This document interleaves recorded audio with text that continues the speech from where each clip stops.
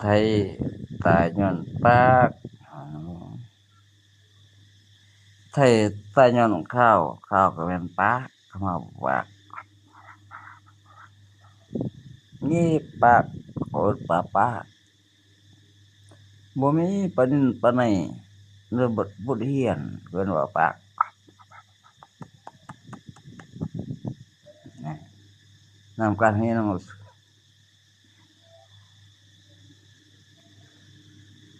งี้ปากเฮาว่าจะได้เนาะ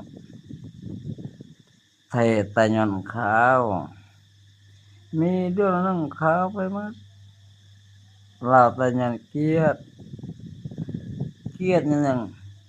จีนก็ส่งเสริมให้รัสเซียก็ส่งเสริมให้ทิเบตเกาหลีเหนือก็ส่งเสริมให้เวียดนามนี่บ่ท่าล่มแล้ว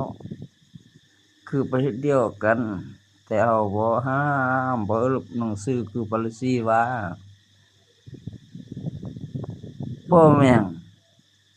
ขนาดจะลือภาษาเฮาจะเอาภาษาอังกฤษอ้าวเขาว่าเฮาสิฉลาดหลาย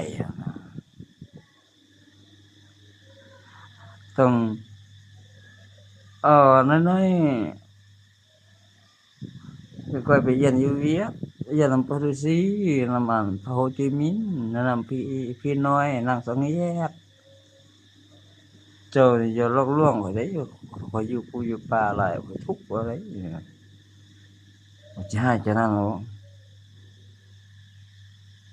คันสองเท่านั่นน่ะมัน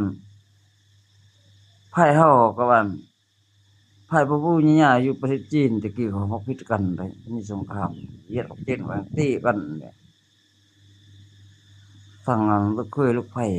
เขาเอิ้นว่าโอ้มากับแมวเกี่ยวกับลาวเข้าใจเขาเจ้าลงไล่ได้ไหม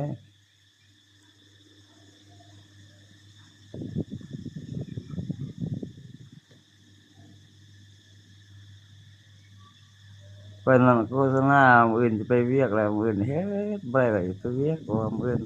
28ไปหยัง3มื้อเนาะ28 29 30 31ก็ว่าสั่งพักจนหมดโรงงานเฮ็ดเวียกตื่น3มื้อ4พักหมดโรงงาน31บ่ได้กินหยังเขาสิแจกเขากินหมดห้ามตัวนี้ว่า